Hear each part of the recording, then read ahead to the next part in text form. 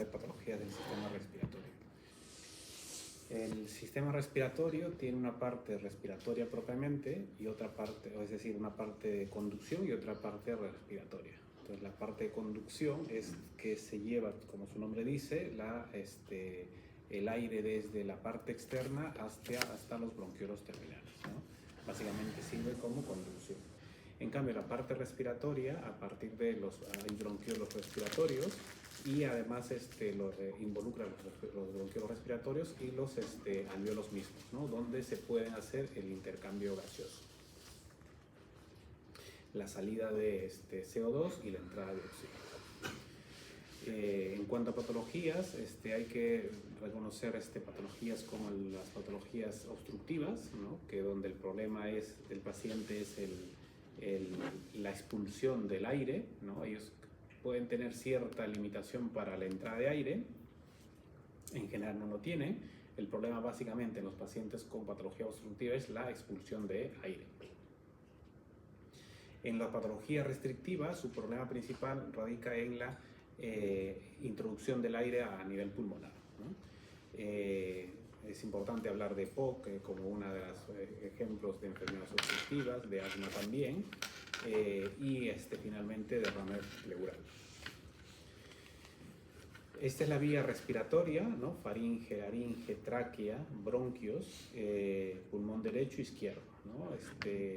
El pulmón, el bronquio derecho es un poco más horizontal y un poco más grueso, de tal manera que cuando se habla, por ejemplo, de neumonías aspirativas, es más frecuente que la neumonía aspirativa siente en el pulmón derecho y en la base de este pulmón derecho, ¿no?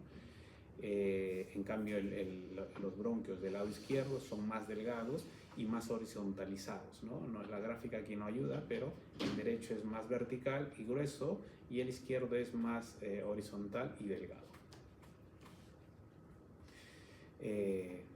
Siempre los alvéolos están unidos a una red vascular porque la idea es el intercambio gaseoso, ¿no? El intercambio gaseoso, la sangre lleva la sangre no oxigenada y el alvéolo lleva el oxígeno, de tal manera que esta sangre no oxigenada entregará CO2 al alvéolo y el alvéolo le entregará oxígeno. Por eso que el alvéolo y la sangre tienen que estar en perfecto, tiene que haber una relación, ¿no? Entre ellos, una conjunción de ellos para que se pueda dar el intercambio gaseoso. Si hubiese alguna alteración de este tipo, pues no se generará el intercambio. Es decir, si hay un problema a nivel vascular, y habíamos visto, por ejemplo, en el tromboembolismo pulmonar, ¿no? Si hay un trombo a nivel del vaso sanguíneo, pues en las zonas donde está el trombo, pues no se podrá dar el intercambio gaseoso, ¿no? Porque podrá llegar buen flujo de aire a nivel alveolar, pero no llega sangre. O puede ser que el alvéolo mismo esté afectado, donde puede estar lleno de sangre, lleno de agua, lleno de pus, y esto también puede dificultar el intercambio gaseoso, o puede estar afectado el intersticio mismo, y esto también, el intersticio, es decir, lo que rodea los alvéolos, esta afectación del intersticio también impedirá de que el flujo sanguíneo se dé, ¿cierto? Los neumocitos tienen la función de la producción del surfactante que impide que estos alvéolos se colapsen. El tracto respiratorio va desde las fosas nasales, ¿no? La tráquea, bronquios, vías terminales, alvéolo, y dentro de ellos está la respuesta inmune, ¿no? Porque en la respuesta inmune habíamos dicho que no solo es la piel y las mucosas, sino también sus secreciones, ¿no? La piel, la mucosa, y dentro de la mucosa pues podemos encontrar vellosidades, podemos encontrar también las secreciones, y en las secreciones podemos encontrar respuestas inmunes también dentro del mismo moco. El oxígeno sirve, la idea, ¿por qué la oxigenación es importante? Porque el oxígeno sirve para esta fosforilación oxidativa que es necesaria para la generación de energía, ¿no? 38 ATP más o menos que se genera por la vía oxidativa y por la vía aeróbica, y por la vía anaeróbica se generan mucho menos, ¿no? 2 ATPs, y además que el producto de desecho de la vía anaeróbica es el ácido láctico, ¿no? Que es más difícil de eliminar. En cambio, en la vía aeróbica el producto de desecho es el CO2, que es mucho más fácil de eliminar. En enfermedades pulmonares podemos encontrar las causas infecciosas, y las causas infecciosas pueden ser causadas por bacterias, virus, hongos, ¿no? Parásitos, y pueden presentarse como una neumonía, una gripe, un resfriado común, una tuberculosis, una rinosinusitis. Aquí podemos ver que hay algunas patologías que pueden ser propiamente de la vía respiratoria alta y otras de la vía respiratoria baja, ¿no? La gripe puede estar en ambos, ¿no? Tanto vía respiratoria alta como baja. Y las obstructivas, ¿no? El otro grupo en cuanto a la división de patologías pulmonares en base a obstructivas y restrictivas. En las obstructivas pues tenemos el EPOC mismo, ahí el EPOC se divide en bronquitis crónica y enfisema. También está el asma, otra enfermedad obstructiva, y las bronquiectasias, ¿no? Estos bronquios dilatados que se van llenando de moco y que sirven como un caldo de cultivo para el empeoramiento de la infección respiratoria, por el descenso desde la vía respiratoria alta hacia la baja, o por sobreinfección, ¿no? Entonces estos pacientes continuamente se van infectando por el acúmulo de moco que tienen ellos, ¿no? En el enfisema, en un tipo de POC, se van destruyendo los alvéolos, por eso que el diagnóstico es anatómico, básicamente, y en la bronquitis crónica lo que caracteriza es la tos productiva, ¿no? En el asma es una obstrucción de la vía respiratoria secundario a un estímulo, ¿no? A un alergeno generalmente. Entonces el problema, decíamos, en los pacientes con patología obstructiva, el problema es que no pueden expulsar el aire que han inspirado, o les cuesta expulsar el aire que han inspirado, de tal manera que podremos ver en pacientes con EPOC retención de aire, ¿no? Tienen incluso un tórax en tonel, porque hay una gran retención de aire. En cuanto a patologías restrictivas, ahí es cuando el pulmón no se expande como se debería expandir, y en esta situación hablamos de patologías restrictivas, ¿no? Pero no solamente es patologías intersticiales del tipo restrictiva, que son propiamente alteraciones pulmonares, sino también podemos hablar de afectaciones de la pared torácica. Entonces, en patología en patrón restrictivo podemos encontrar patologías pulmonares y patologías de pared torácica. En patologías pulmonares están las enfermedades intersticiales, y en problemas de la pared están problemas neurológicos, musculares, que podrían contribuir a esta deficiente expansión de la caja torácica y del pulmón. Una de las patologías más frecuentes es el resfriado común, ¿no? Que es una afectación de la vía respiratoria superior, más frecuente en niños, ¿no? Que es 6 a 8 infecciones o 6 a 8 resfriados comunes al año, en el adulto 2 a 6, y básicamente es por propagación, por contacto estrecho, ¿no? Es decir, por contacto estrecho, por propagación en el medio, por vía nasal y vía corneal también, el contacto. Y los niños básicamente son los más frecuentes, porque en ellos siempre se ve un contacto estrecho, un mayor contacto estrecho a diferencia de los adultos. Factores de riesgo, la estación es uno de ellos, ¿no? Depende, en ciertas estaciones hay más prevalencia de ciertos virus que en otras estaciones, de tal manera que en el rinovirus comienza en otoño y termina en primavera la prevalencia. En cambio, los virus sincitial respiratorio propiamente son de invierno y primavera. Los más frecuentes son los niños. Tiene que ver mucho el sistema inmunitario, como en cualquier enfermedad, ¿no? Si tiene una deficiencia o un problema inmunitario, pues será más frecuente la infección. Exposiciones previas tienen que ver porque estos, el organismo, el cuerpo, genera respuesta inmune y este sistema inmune pues tiene memoria, de tal manera que por una segunda vez cuando viene el mismo virus que nos ha afectado, pues una segunda exposición no nos dará la misma sintomatología o no nos dará sintomatología. Entonces están aquí los rinovirus, el virus influenza, el virus sincitial respiratorio, está el metaneumovirus, el coronavirus y el adenovirus, ¿no? En el coronavirus es un virus que, si bien es cierto, lo hemos conocido más por la pandemia, pero era un virus que ya lo conocíamos, porque existió el SARS-CoV, ¿no? Y el que está ahora es el SARS-CoV-2. Antes existía el SARS-CoV. Y el problema del SARS-CoV era que era muy agresivo, ¿no? Y muy letal, de tal manera que un virus o un virus que va a parasitar, si es muy agresivo y destruye a su huésped, pues finalmente él también termina muriendo, ¿no? Cosa que no ha pasado con el SARS-CoV-2, que es un virus que ha perdido, en comparación a la cepa de Wuhan, ha ido perdiendo mortalidad, ¿no? Letabilidad, para ser más contagiosa. Ahora es mucho más contagiosa, pero menos letal. Y eso le permite sobrevivir en el tiempo, ¿no? A diferencia del SARS-CoV, que sería el 1, ha desaparecido. Ya no hay infección por SARS-CoV. Otra familia de los coronavirus conocidos también eran los MERS, ¿no? El MERS.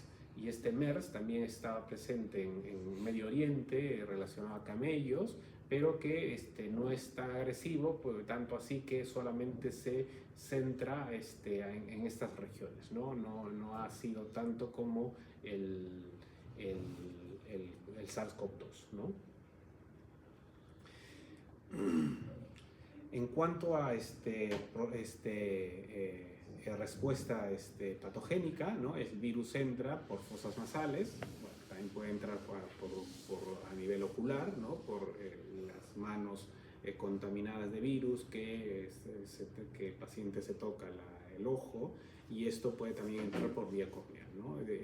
Se coloniza y libera mediadores inflamatorios, ¿no? Estos mediadores inflamatorios producirán irritación en la vía respiratoria alta. Esta inflamación favorecerá la permeabilidad vascular, esta permeabilidad favorecerá la producción de líquido, en este caso rinorrea, ¿no? Rinorrea, y esta puede incluso producir obstrucción nasal. Si hay un mayor compromiso respiratorio, un poco más bajo, no llegando hacia vías respiratorias bajas, pero un poco más bajo, siempre en la vía respiratoria alta, pues puede incluso esta irritación generar tos, estornudos, y esto es una respuesta colinérgica, ¿no? La respuesta colinérgica, que tiene que ver mucho con la respuesta parasimpática, es la producción aumentada de moco, rinorrea, incluso broncoconstricción, ¿no? Entonces existen cambios bioquímicos, microscópicos, macroscópicos, que corresponden a estas respuestas, ¿no? Hay citocinas propiamente de la respuesta TH1 y TH2 y presencia de neutrófilos y mastocitos en este tipo de reacciones, ¿no? Signos, básicamente los signos que se encuentran es la secreción nasal, transparente y acuosa, ¿no? La rinorrea, el lagrimeo, la inflamación del tracto respiratorio superior, puede estar asociado incluso a amigdalitis y ronquera. Y este virus, causante del resfriado común, muchas veces también causa otitis media, ¿no? En el 40 al 70% causa otitis media. Síntomas: sequedad, rigidez, irritación, cefalea, malestar general, y puede haber en casos graves, pero los casos graves son muy escasos, puede haber escalofríos, fiebre y cansancio. Dura pocos días, 5 días, 6 días, excepcionalmente puede durar 10 días también, pero este virus, el tratamiento básicamente es sintomático, ¿no?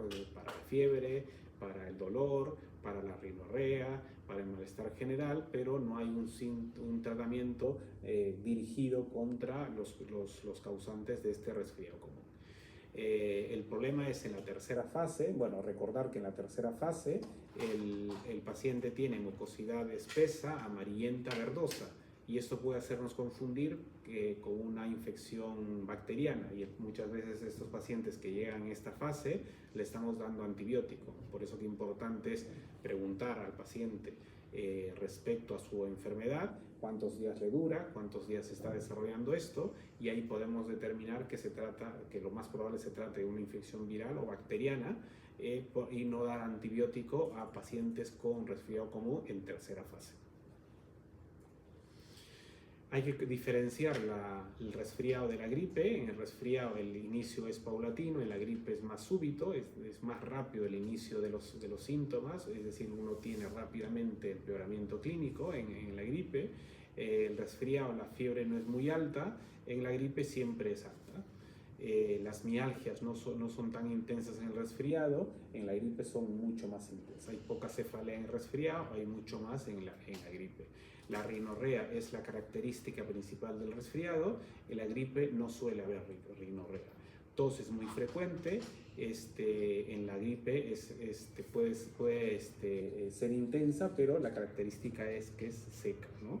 Debilidad hay de manera moderada en el resfriado, pero muy pronunciado en la gripe, ¿no? Y otros síntomas pueden haber también como estornudo, dolor de garganta, irritación ocular en el resfriado, y en la gripe estos síntomas son menos pronunciados, ¿no? El tiempo, incluso hemos dicho que el resfriado puede ser 10 días y la gripe puede llegar a 7 días más o menos, ¿no? La otra patología es la rinosinusitis, y esta rinosinusitis es la infección a nivel de la cavidad nasal y a nivel de las sinusitis, de los senos paranasales, ¿no? De la cavidad nasal será la rinitis, de los senos paranasales será la sinusitis, y en la conjunción de ambas, una infección de ambas, pues será la rinosinusitis. En general la causa es viral, lo más frecuente, y aunque puede ser bacteriana, ¿no? La rinosinusitis se puede diferenciar en aguda, subaguda y crónica. La aguda es hasta 4 semanas, la subaguda entre 4 a 12 semanas y la crónica más de 12 semanas. Factores de riesgo para la rinosinusitis es los barotraumas, los pacientes inmunocomprometidos y actividades como el buceo y la natación, ¿no? O el uso exagerado de descongestionantes, ¿no? El problema es a nivel de los senos paranasales, un bloqueo de los senos paranasales a nivel del ostium, ¿no? Esto ocasiona congestión mucosa, retención de secreciones. Junto a la congestión, esta congestión mucosa no se puede expulsar, está retenida, y estas secreciones se van espesando, alteran el intercambio gaseoso de tal manera que no humidifican el aire que se inspira y que va a llegar hasta pulmones. Puede haber un daño de cilios y mucosas, y esto contribuye a que esta mucosidad sea un caldo de cultivo para la sobreinfección de bacterias que puedan llegar a esa zona, ¿no? Entonces muchos pacientes comienzan con una rinosinusitis viral y finalmente pueden terminar con una infección bacteriana. En cambios bioquímicos microscópicos y macroscópicos son los mismos, exactamente los mismos del resfriado común. El paciente suele tener, en el episodio agudo, suele ser más sintomático. En el episodio agudo, que dura, hemos dicho, bueno, en general 5 o 7 días, pero puede durar incluso 4 semanas. En estos pacientes en episodio agudo, característicamente es el dolor facial, la cefalea, la secreción purulenta nasal y la anosmia, incluso fiebre y dolor al flexionar. Es decir, el paciente cuando flexiona, mira hacia abajo, siente que el dolor facial se incrementa, ¿no? En el crónico, que pues, puede ser más de 12 semanas, la sintomatología es un poco más leve, pero sigue habiendo una obstrucción nasal, ¿no? Un taponamiento de ambos oídos, un goteo postnasal, y este goteo puede acrecentarle la respuesta refleja de tos, y el paciente suele cursar con tos crónica ronquera, y también puede haber alteración del gusto del olfato y en algunas circunstancias disnea, ¿no? Con cefalea inclusive.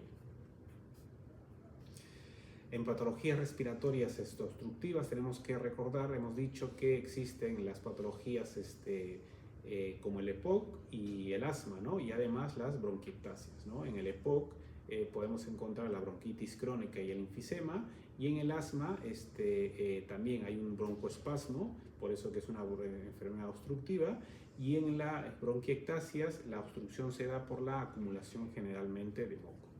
En la bronquitis es una enfermedad clínica, ¿no? Pero el diagnóstico es clínico, que se diagnostica con tos productiva 3 semanas por 2 años consecutivos.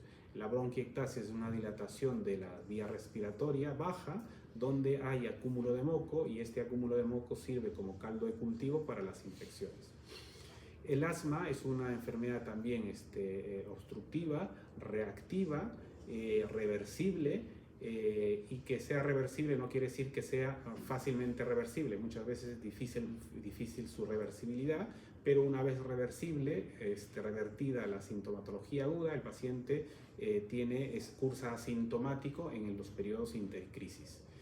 En el enfisema es un diagnóstico básicamente anatomopatológico, donde lo que se verá es la destrucción de los alvéolos, pero pues por la sintomatología característica podemos sospechar que este paciente se trata de un paciente enfisematoso.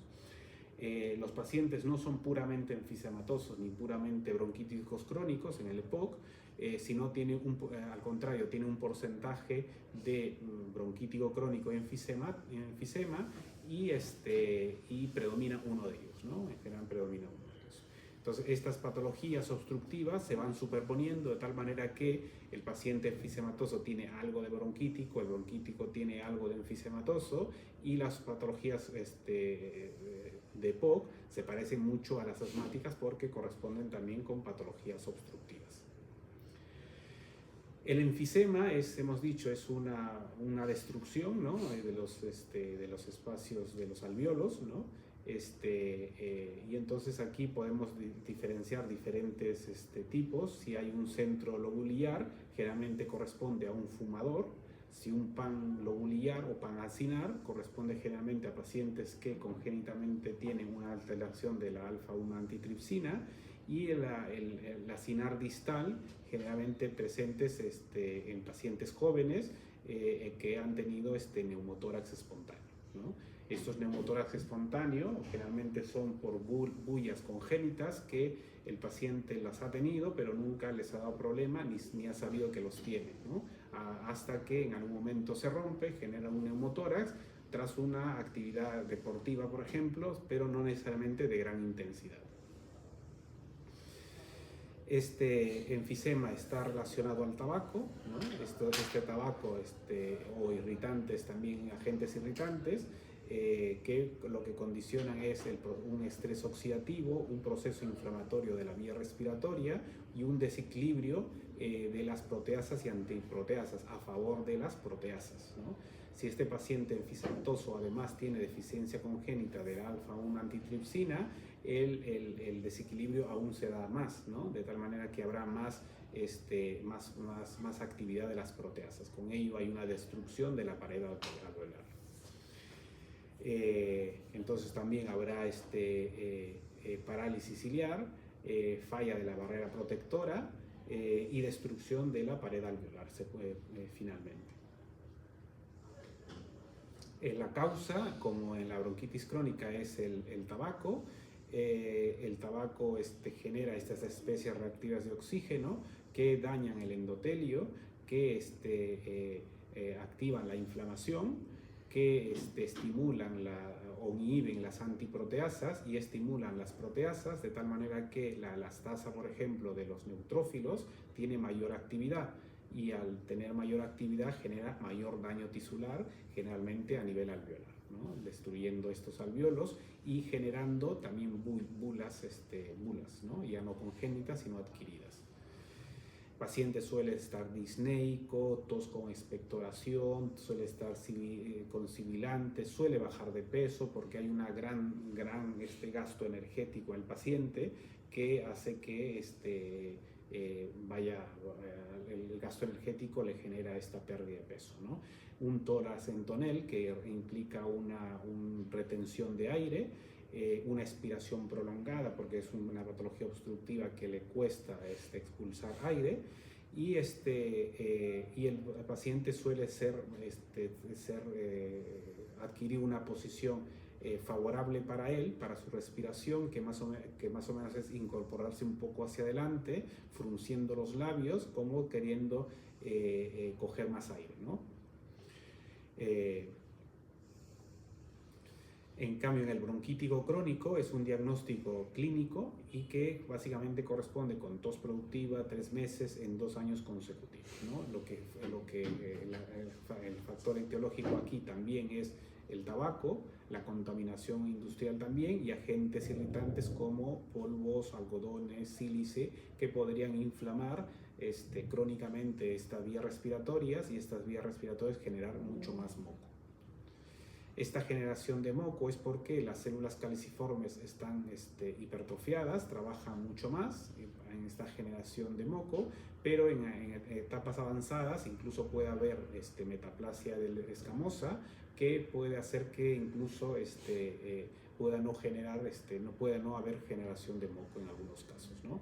Puede haber engrosamiento de la membrana también, de la membrana basal, y un gran infiltrado de células inflamatorias.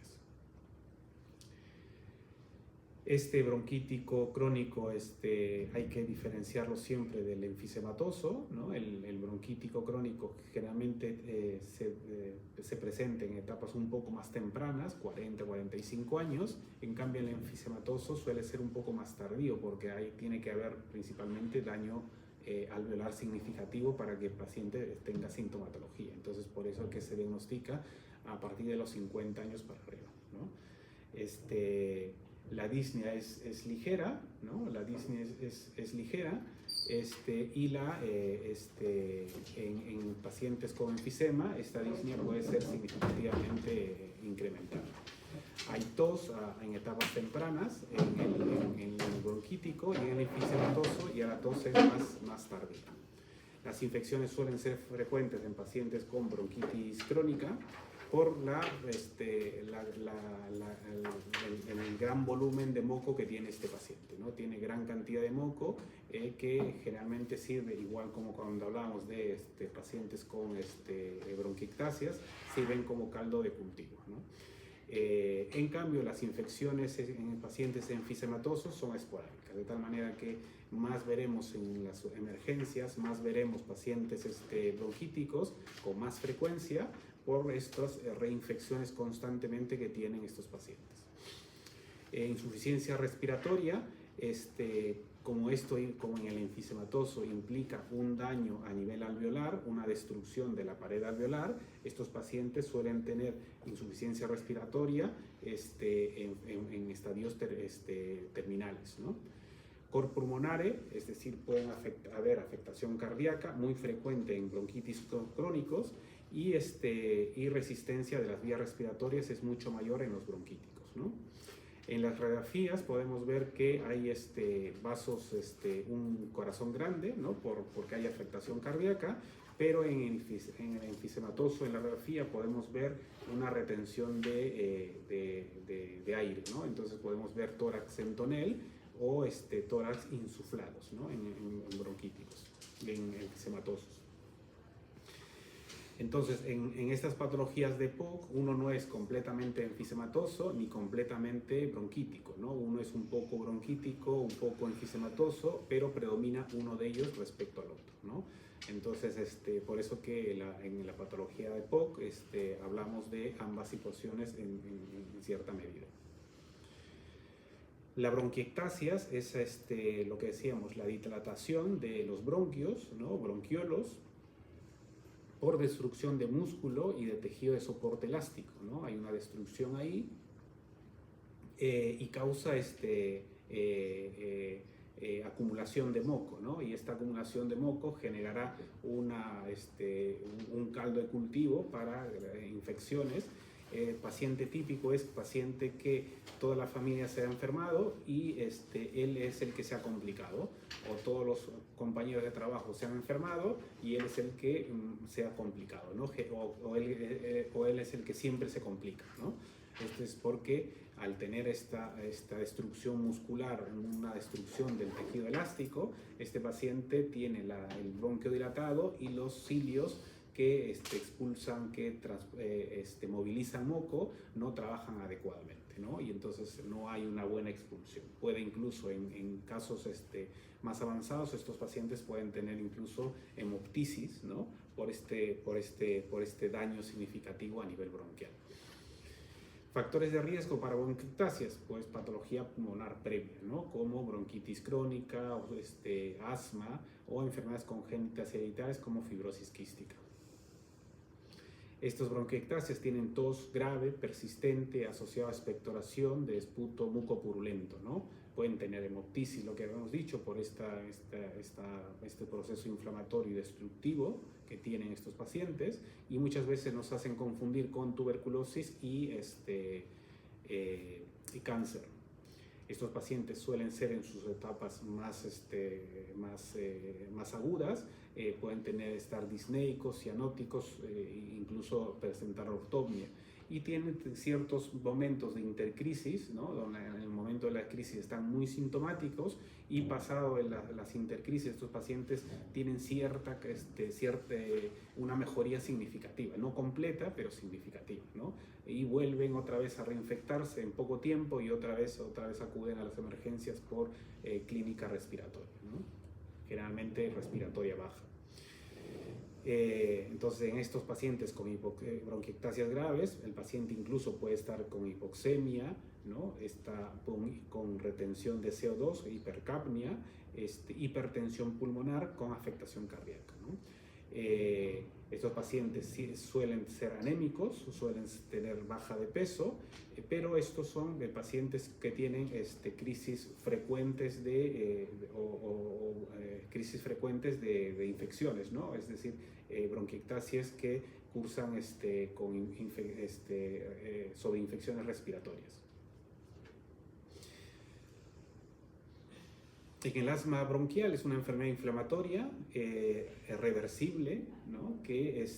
Pero la reversibilidad no quiere decir que sea fácilmente reversible, quiere decir que es reversible y alguna vez puede ser de difícil reversibilidad.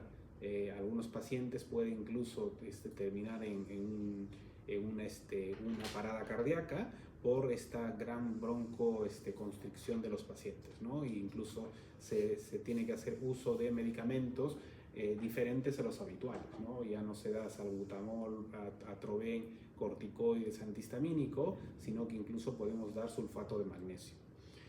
Características de los pacientes: hay una hipertrofia del músculo liso, hiperplasia de las glándulas, un edema de la mucosa e infiltrados eosinófilos principalmente, ¿no?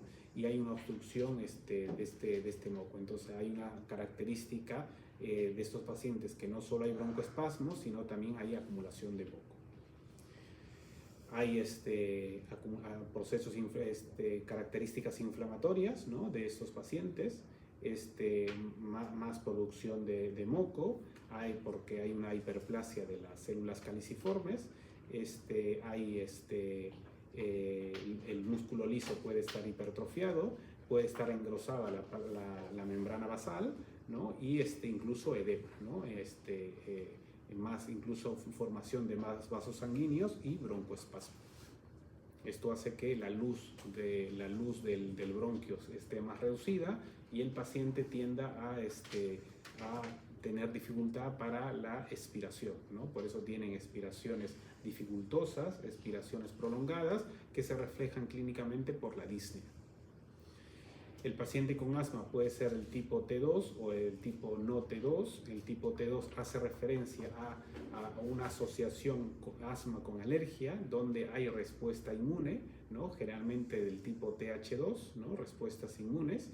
En cambio, en el no T2 no hay una respuesta inmune clara, ¿no? Esto es importante porque los tratamientos dirigidos a asma del tipo TH2, del tipo T2, estos pacientes responden muy bien con bloqueo de citocinas. En cambio, los no T2 no responden adecuadamente, ¿no? En estos tiene mucho que ver, por ejemplo, la obesidad, ¿no? Es uno de ellos de los ejemplos típicos, y aquí el ejemplo típico es el asma asociado a alergias. Hay factores genéticos y ambientales que repercuten e infecciosos también, ¿no? Que repercuten en el desarrollo o en la agudización de estos episodios asmáticos, ¿no? El tabaco también tiene mucho que ver, no para el desarrollo del asma, sino para la reagudización del asma, ¿no? Y la obesidad también. Los alergenos suelen ser causantes muchas veces de este asma, generalmente del tipo T2. Estos alergenos son detectados por células presentadoras de antígenos, como las células dendríticas, y estos presentarán antígenos y a los linfocitos, y estos linfocitos darán una respuesta del tipo TH2 para la conversión de linfocitos B en células plasmáticas y generar anticuerpos del tipo IgE, pero también reclutarán más eosinófilos, ¿no? De tal manera que estos IgEs que se han generado se adherirán a la membrana de los mastocitos, a los receptores de los mastocitos, y estos mastocitos liberarán, ¿no? Sus gránulos, ¿no? Entonces, esto es una... ¿Qué se me bloqueó? Un momento, se me bloqueó aquí. Bien. Entonces, esta respuesta generalmente lleva consigo una respuesta vagal, ¿no? Y la respuesta vagal lo que va a hacer es generar mayor secreción, ¿no? Mayor secreción como respuesta vagal, y respuestas propiamente de IgE y eosinófilos, ¿no? En estadios más hipertrofia de las células caliciformes productoras de moco. Y en los segundos contactos con el alergeno, esta respuesta es mucho más rápida porque directamente las IgE reconocen los alergenos y activan directamente los mastocitos para la liberación de sus gránulos, ¿no?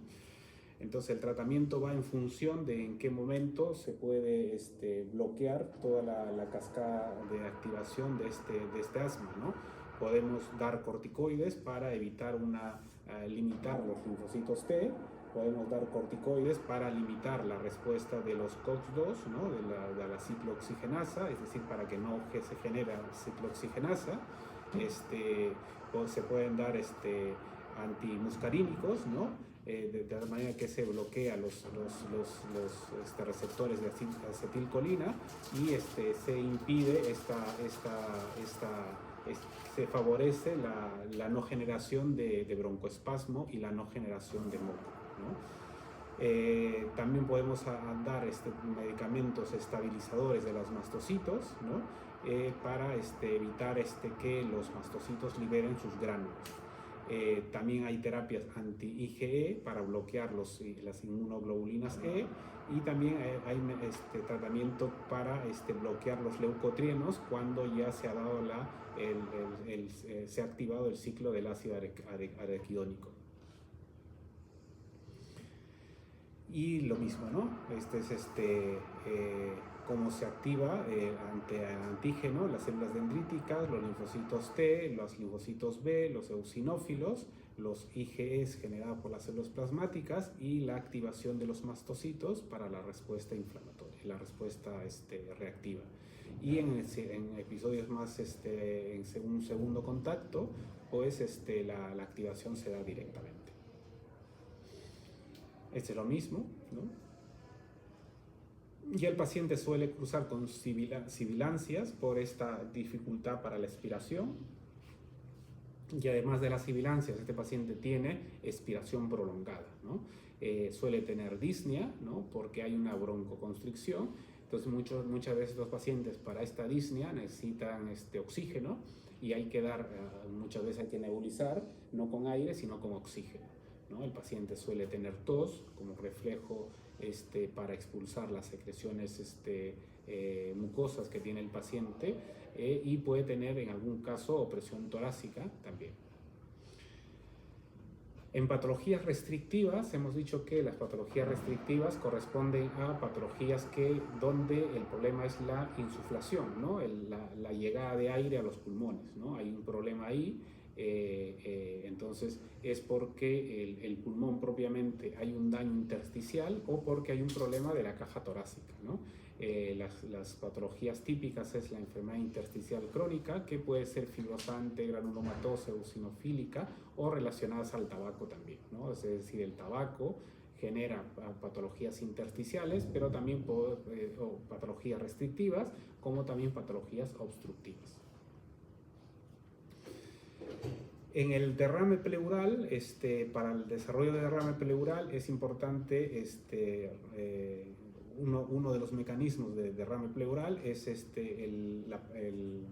la presión, el cambio en la presión hidrostática y el cambio en la presión oncótica. Generalmente lo que pasa es que hay un incremento de la presión hidrostática y una disminución de la presión oncótica, ¿no? En la disminución de la presión oncótica puede ser por patologías, por desnutrición, por ejemplo, puede ser por síndromes nefróticos, por insuficiencias hepáticas también, ¿no? Entonces la idea es que cuando hay un aumento de la presión hidrostática, a nivel del vaso sanguíneo, el líquido tiende a salir, ¿no es cierto? Tiende a salir y en este caso se localiza en este espacio pleural. Pero cuando hay una disminución de la presión oncótica, el líquido también tiende a salir porque el líquido siempre se moviliza desde donde hay menos concentración hacia donde hay más concentración. Como el vaso sanguíneo ha perdido proteínas, pues el líquido tendrá a salir de este vaso sanguíneo, porque este vaso sanguíneo ha perdido proteínas, ¿no? Por eso las causas de derrame pleural del tipo no asociado a inflamación es aumento de la presión hidrostática y disminución de la presión oncótica. Pero eso es cuando no está asociado a la inflamación, es decir, un trasudado. Pero cuando haya afectación cuando está asociado a la inflamación, lo que se llama es exudado. Ahí ya no hay una diferencial entre la presión hidrostática y la presión oncótica, sino lo que hay ahí es un daño del endotelio, ¿no? En donde el proceso inflamatorio ha generado una disfunción endotelial y esta disfunción endotelial ha permitido la salida de monocitos, que luego serán macrófagos, y polimorfonucleares, y además algún líquido plasmático, y todo en conjunto es lo que se llamará exudado, ¿no? Y el exudado que generalmente conocemos es el exudado purulento. Los criterios de Lai nos sirven mucho para diferenciar si una patología, si un líquido de un derrame pleural corresponde a un trasudado o un exudado. Un trasudado propiamente es diferencial presión hidrostática oncótica, no tiene que ver con la inflamación. En cambio el exudado sí tiene que ver con procesos inflamatorios porque hay un daño endotelial. Y en este contexto pues las infecciones tienen que ver mucho ahí, las neoplasias también. En el criterio de Lai lo que me dice es que el exudado tiene mucho más proteínas y el exudado tiene mucho más LDH, ¿no? LDH es un marcador de daño celular. En el cáncer pulmonar, recordar que es una patología, depende mucho en qué etapa se reconoce o se diagnostica este cáncer para poder tener un buen manejo, ¿no? En general muchos pacientes son diagnosticados de forma como parte de un hallazgo, es decir, no fueron pacientes que acudieron a las emergencias por una neumonía, se le hizo una radiografía a este paciente y en la radiografía apareció el foco neumónico, pero por ahí salió un nódulo. Este paciente no fue por el nódulo a emergencia, sino fue por la neumonía. Entonces, Es raro un diagnóstico de este tipo, pero lo habitual es que el paciente vaya por sintomatología asociada a cáncer, baja de peso, hemoptisis, mal estado general, y por eso que muchas veces estos cánceres, este cáncer de pulmón se diagnostica en etapas más tardías y siempre suelen ser con mal pronóstico incluso. La clasificación va en función de si se trata de células pequeñas o no células pequeñas. En células no pequeñas depende si es escamoso o no escamoso. Y en no escamoso están los adenocarcinomas y los de células grandes. Importancia es esta, ¿no? Y también importante es si estos cánceres están más centrados a nivel son más centrales o más periféricos. Los cánceres más centrales, como el de células pequeñas y el escamoso, son cánceres centrales que generalmente dan clínica respiratoria, suelen tener irritación de vías respiratorias y pueden cursar con tos. En cambio, los cánceres periféricos, como el de células grandes, el adenocarcinoma, no siempre cursan con tos. Pueden tener dolor torácico porque el cáncer es más periférico. Es más frecuente en hombres, 1 cada 13, y en mujeres 1 cada 16, ¿no? Y hay una alta incidencia de muerte en estos pacientes, ¿no? Tiene que ver mucho el tabaco, el radón, ¿no? La reactividad producida por el radón, el asbesto también, los trabajadores que trabajan con asbesto, o el amianto, en otras regiones le llaman amianto también. La exposición pasiva al humo de tabaco, factores genéticos tienen que ver, enfermedades pulmonares también y radiaciones. El cáncer tiene que ver mucho con la clasificación otra vez, ¿no? En cáncer de células pequeñas y no pequeñas, y estas no pequeñas podemos también clasificar en los escamosos y no escamosos, y los no escamosos sería el adenocarcinoma y el de células grandes. Lo que habíamos dicho, la distribución, la localización de estos cánceres es importante, ¿no? El microcítico y el epidermoide son bastante centrales, ¿no? Y relacionados a fumadores, el adenocarcinoma es el que menos se ha relacionado a fumadores, ¿no? Es periférico, igual que el macrocítico. Igual que como cualquier otro cáncer, aquí lo que predominan es los protooncogenes, es decir, hay una mayor actividad de los protooncogenes y una menor actividad de los genes supresores de tumores. Y los protooncogenes básicamente son factores de crecimiento, receptores de los factores de crecimiento, transductores y transcriptores de estos factores de crecimiento. Entonces, en oncogenes hay relacionados a los cánceres, ¿no? Como el KRAS al adenocarcinoma, el MYC a células pequeñas, un porcentaje grande y un porcentaje más pequeño a células no pequeñas, el HER2-Neu asociados a células no pequeñas y el CL2 asociadas a células pequeñas. Y también los genes supresores, el P53 y el P del retinoblastoma. La supervivencia depende mucho de en qué estadio se encuentra, ¿no? En estadios tempranos tiene una buena supervivencia, en el estadio 1 pueden sobrevivir a los 5 años el 49 al 92% de los pacientes, pero en el estadio 4 solo sobrevive 1 al 10%. Y la supervivencia global del cáncer de pulmón es 15%, la supervivencia es al 15% en 5 años. Muy bien.